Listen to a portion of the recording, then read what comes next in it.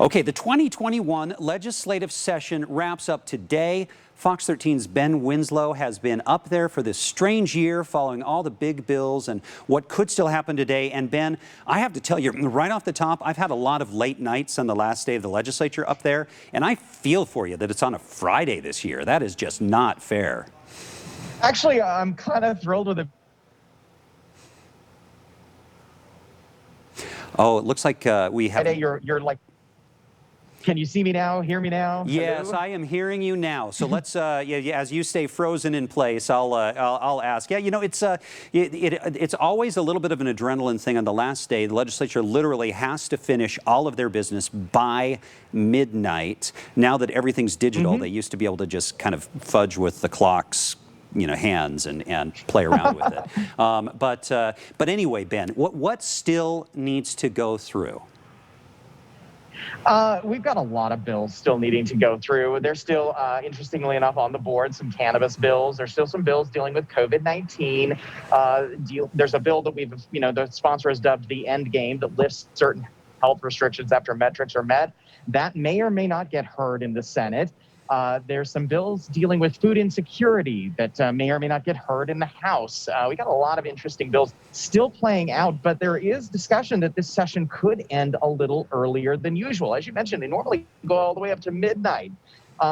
They changed the laws this year. Voters actually approved a constitutional amendment, which shifted things. And so this may end a little bit earlier, and instead of ending on a Thursday or Friday, we're all just kind of like the Walking Dead, just sleep deprived. We actually will get to sleep in tomorrow morning, which is kind of nice.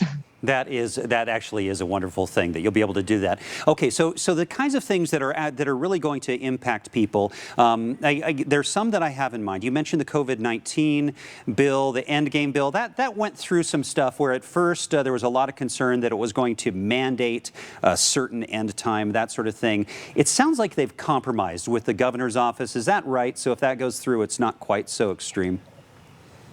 Yeah, I mean, senators have some concerns about that bill still. They said we didn't legislate our way into the pandemic, and we really shouldn't legislate our way out of it. But the bill has been negotiated with the Department of Health and the governor's office, and it sets July 1st basically as the metric to lift all health restrictions. Now, that could happen earlier because the governor has pointed out, look, we are getting more vaccines available. Eligibility is expanding rapidly.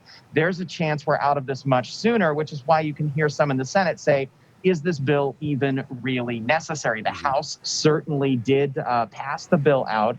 And they've been dealing a lot with emergency powers kind of reacting to the COVID-19 pandemic. But we'll have to see what happens with that bill. As far as other bills that really impact people, I think some of the biggest bills you're going to see are the tax bills, about $100 million collectively in tax cuts that are being offered. They're lifting the state the state tax on military retirement, Social Security income, and they're restoring the dependent exemption. That was something that in the Trump administration they took out when they did their big tax reform package back in 2017. That actually hurt Utahns because we have larger families and a lot more kids. And the legislature this year has restored the dependent exemption. It's going to be a huge one. Also, a $1.2 billion infrastructure spending bill. That means that you're going to get front-runner trains going every 15 minutes. At least that's the goal. Expanded bus service in the Salt Lake Valley, road projects statewide, and they've even kicked in some money for outdoor recreation in a separate spending bill, increasing state parks, trails, campsites, lots of things like that they discovered in COVID-19 with a lot of people outdoors. People need it. And some things that may not have as big an impact on life in general, but have certainly been hot button issues that did go through.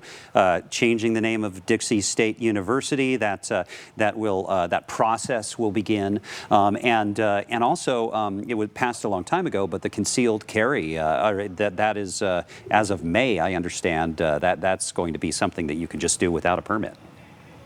Yeah, that's right. Actually, the governor has already signed the constitutional carry law into effect very early on in the session. And that's something to point out with the new administration.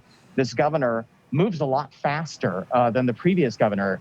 But yeah, and then the Dixie State thing, what you're going to see is a summer of meetings where they're going to have more of a public process, more public hearings about changing the name. There is a slight chance the name stays, but at the end, the legislature has the final decision, and we will be back here next year where they will vote up or down on the new name for the university. Okay, Ben Winslow, thank you so much, and for all of your work up there. I mean, nobody covers that beat like Ben, so really appreciate it.